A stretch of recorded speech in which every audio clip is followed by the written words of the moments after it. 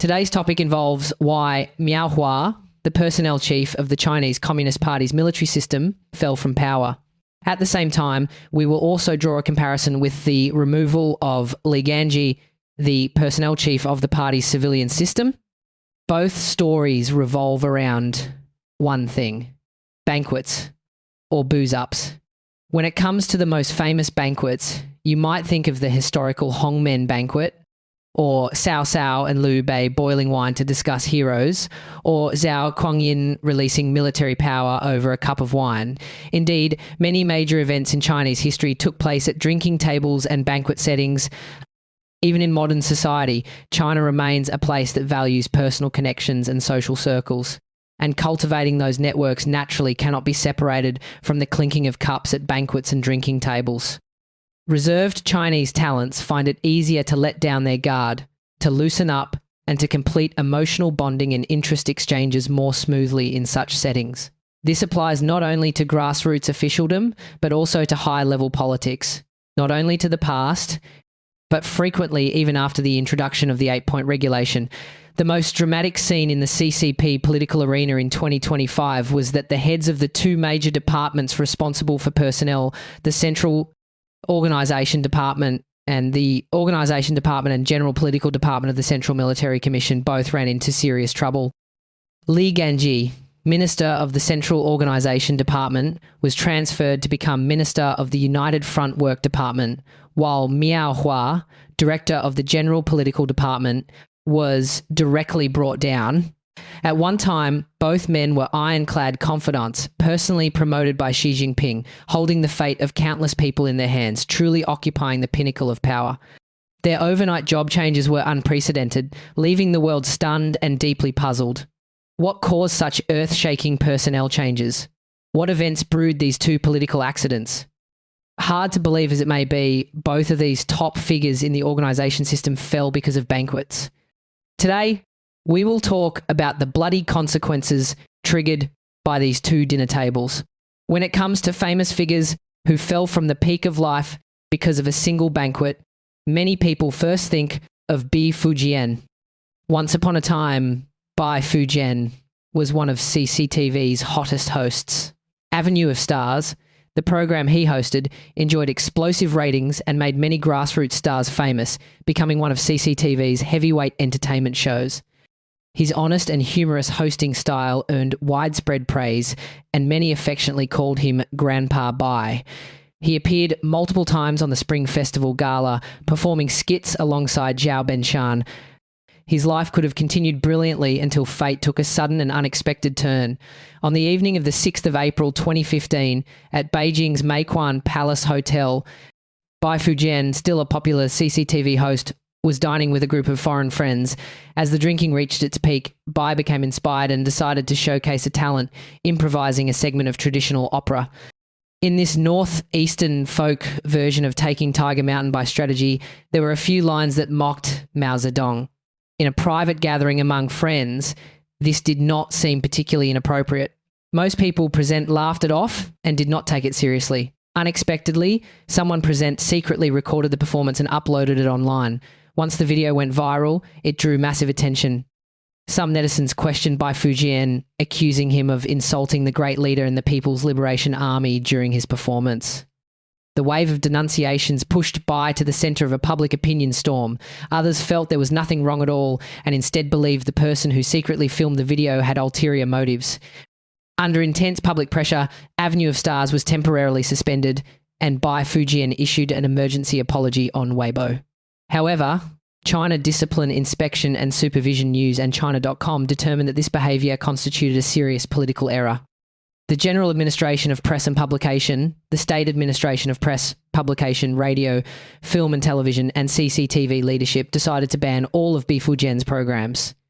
Grandpa Bai was completely stunned. His hosting career at CCTV came to an abrupt halt. From a glamorous host, he became unemployed. It is said that for a long time afterward, Bai Fujian lived in a very depressed state, having lost his job, his audience, and his income. But compared with today's protagonists, Li Ganjie and Miao Hua, Bai Fujian's case is insignificant. Compared with the storms of high-level politics, the turbulence of the entertainment industry is simply too mild. Li Ganjie is actually the least official-like official. He resembles a martial hero from a Jin Yong novel. This shows in 3 ways. First, he loves drinking and has an enormous alcohol tolerance, reportedly capable of drinking over 1 kilogram of baijiu. Second, he values loyalty and helping others. If a friend has trouble, he is willing to go all out. Third, he acts with great force and efficiency, often exceeding expectations. These traits stem partly from his Hunan temperament and partly from his own personality. Even after reaching high office, he remained the same. Old friends from many years ago could still approach him without encountering any airs if he could help. Of course, he is also extremely intelligent. After graduating from Tsinghua University, he quickly became a top expert in nuclear safety. At 42, he became Deputy Director of the State Environmental Protection Administration, entering vice ministerial rank. That same year, Chen Jining had only just reached Deputy Bureau level. Li Ganjie once thought his career had peaked. After all, for someone from a grassroots background to become a vice ministerial official was already ancestral fortune. This line became his catchphrase at many banquets. But fate gave him 2 major surprises. The first came when his longtime friend and senior alumnus, Chen Shi, party secretary of Tsinghua University, unexpectedly became executive deputy minister of the Central Organisation Department. As a result, Li Ganjie succeeded Chen Jining in 2017 as Minister of Environmental Protection and later became party secretary of Shandong Province. He believed this was the peak of his life, expecting at most a ceremonial vice-state level post at the NPC or CPPCC before retirement. Fate favoured him again. Chen Shi was due to retire from the post of Organisation Minister at the 20th Party Congress, and a successor trusted by both the General Secretary and Chen Shi was needed. Originally, this successor was supposed to be Hu Heping, then Party Secretary of Shanxi Province. Hu had served as Tsinghua Party Secretary and Zhejiang Organisation Minister, was familiar with organisational work, and enjoyed the General Secretary's trust. However, in 2020, due to the Qinling Villa scandal, Hu was transferred to become Deputy Minister of Propaganda and Party Secretary of the Ministry of Culture and Tourism, missing promotion at the 20th Congress. Chen Ji was forced to find a replacement. This successor needed extensive credentials, at least a major regional leader with proven ability and loyalty approved by the General Secretary and personal loyalty to Chen Ji. Li Ganjie fit perfectly. He was already governor of Shandong, about to become party secretary, and had served as environmental protection minister. He had decades-long ties with Chen Shi and frequently attended alumni events. While Chen Shi was still at Tsinghua, the two were extremely close. Moreover, Li Ganjie had done much to help Peng Liyuan's hometown during his time in Shandong, earning recognition from the First Lady. His character and loyalty were also considered rock solid. Thus, Li Ganjie unexpectedly became Minister of the Central Organisation Department at the 20th Congress, one of its biggest dark horses, surpassing figures like Chen Min-er, and becoming one of the most promising officials in CCP politics, possibly rising further at the 21st Congress. After taking office, Li Ganjie's first move was to transfer his old brother Zhuang Guotai, then director of the China Meteorological Administration, to Gansu as CPPCC chairman, securing him full ministerial rank. Zhuang was already 60 and should have retired, and his resume did not meet ministerial standards, but he met Li Ganjie. In the Hunan mindset, avoiding suspicion is often not a concern, let alone when dealing with old friends, mentors, or benefactors. Li Ganjie maintained great respect for Chen Ji and followed his intentions closely in personnel arrangements. However, Chen Ji was semi-retired at that point, holding only the position of president of the Central Party School. Normally, Li Ganjie should have reported to Kai Chi, who oversaw daily secretariat work. His behaviour inevitably displeased Kai Chi. Still, since Kai Chi and Chen Chi were allies with decent personal relations and had cooperated smoothly at the 20th Congress, no open rupture occurred. Yet for a political animal, power is food. Having one's rightful personnel authority taken by others without complaint feels like swallowing a fly. Kai Chi's frustration was obvious. During the 2025 two sessions, Li Ganjie invited several Shandong-born senior officials for a small gathering, including Ma Xingrui, Liang Yanshun, and Wang Hao. The group was small, 6 or 7 people held at a Beijing liaison office, seemingly compliant with the 8-point regulation. However, Liang Yanshun had not drunk alcohol for a long time. As the semi-host and lowest-ranking official, Liang felt compelled to perform. Following Shandong drinking customs, he drank heavily, resulting in a gastric hemorrhage and emergency hospitalization. Once the ambulance arrived, the matter could not be concealed. Xi Jinping received the report and was furious. The head of the Central Organisation Department, organising binge drinking like township officials skirting the 8-point regulation. Left unchecked, this could breed factions. Without serious punishment, what message would it send to other cadres? Yet the matter was delicate. Participants were politically sound and loyal to Xi. Li Ganjie was Chen Qi's protege. Excessive punishment would hurt Chen Qi's faction. The problem was pushed to the Secretariat, led by Kai Chi. Kai Chi faced a dilemma. On one hand, he wanted to seize the opportunity to severely punish Li Ganjie and remove him from the organisation's system, reducing Chen Qi's influence.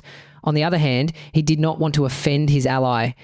He devised a compromise, swapping Li Ganjie with United Front Minister Shi Tai-fung.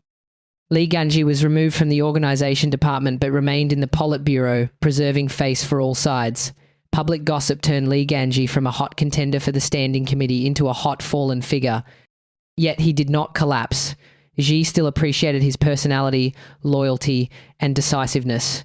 United Front work is highly valued by Xi. Li promoted Shen Ying, another Chen Xi protege, as second in command, personally approved the arrest of Shi Yongxin, launched nationwide crackdowns on Zion church leaders, and initiated religious site rectifications. In September 2025, Huang Jianfa, jointly recognised by Chen Xi and the Zhejiang New Army faction, became Executive Deputy Minister of the Organisation Department, marking Chen Xi's continued influence. That same month, Li Ganjie's former Chief Secretary Yang Guoqiang was promoted from Dongying Party Secretary to Vice Governor of Hainan, an unusual leap that signalled Li Ganjie's remaining influence.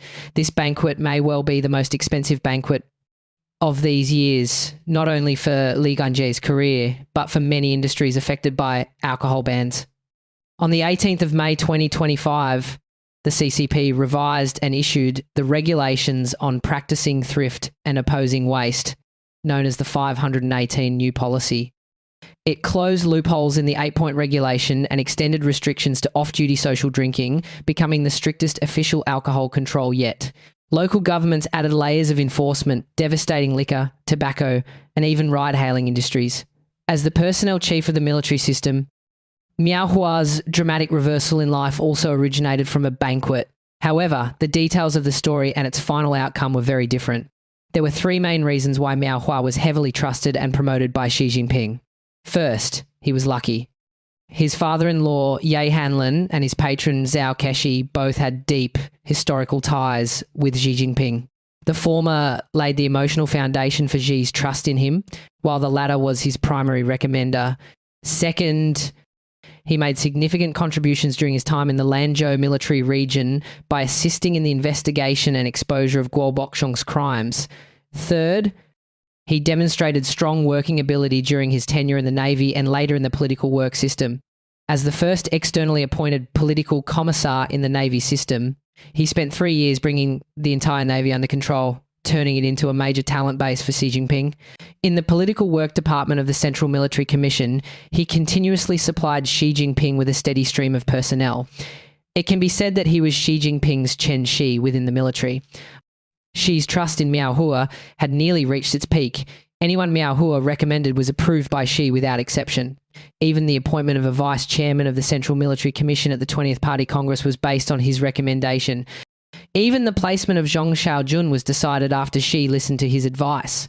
After the high-level purge of the Rocket Force and the General Armaments Department, Xi Jinping tacitly allowed Miao Hua to place many of his recommended people into key positions. At that point, the relationship between ruler and subordinate reached a new height. So how did Xi Jinping's extreme trust in Miao Hua turn into disgust? How was this reversal completed? What is hard to believe is that Miao Hua was not entirely free of resentment toward the great leader. The crack originated from the selection of the vice chairman of the Central Military Commission at the 20th Party Congress. Among the previous cohort of CMC members, only Miao Hua and Jiang Shengmin met the age requirements to stay on. Miao Hua believed that he was slightly superior to Jiang Shengmin in all aspects, and therefore should have been the unquestionable choice for the vice chairman responsible for political work. However, Chairman Xi insisted on appointing a military officer to concurrently serve as vice chairman, which led to the sudden promotion of He Weidong. Although Miao Hua became a kingmaker, he himself failed to secure the position of vice chairman. As a result, he developed a trace of resentment toward the great leader. As a senior official in charge of personnel, he needed to understand his subordinates and frequently interact with them. Just like Li Ganjie, as an ambitious organization chief, he hoped to deepen emotional ties with generals in order to expand his own influence. Subordinates, for their part, also wanted to express gratitude for promotions and hoped for further protection in the future. Therefore, they naturally wished to dine more often with the organization chief. As a result, banquets hosted by the personnel chief were almost unavoidable. At one highly private banquet, since all participants were his hardcore loyalists, people spoke with fewer restraints.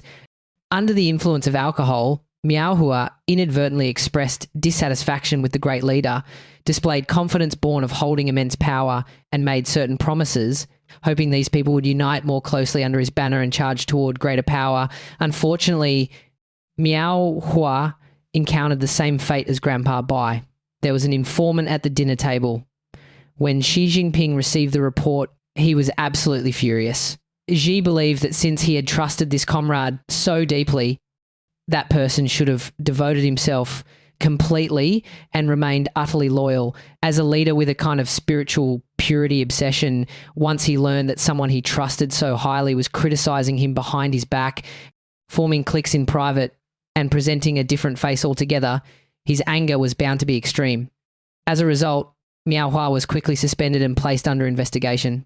On the 29th of October 2024, Xi Jinping delivered a speech at the opening ceremony of a special seminar at the Central Party School for provincial and ministerial level officials studying the spirit of the third plenary session of the 20th Central Committee. CCTV footage showed that Miao Hua attended the opening ceremony. However, instead of sitting between Liu Zhenli and Jiang Shengmin as convention dictated, he wore a blue naval officer's uniform and sat between the semi-retired Chen Shi and Ni Yufeng, party secretary of Hebei province.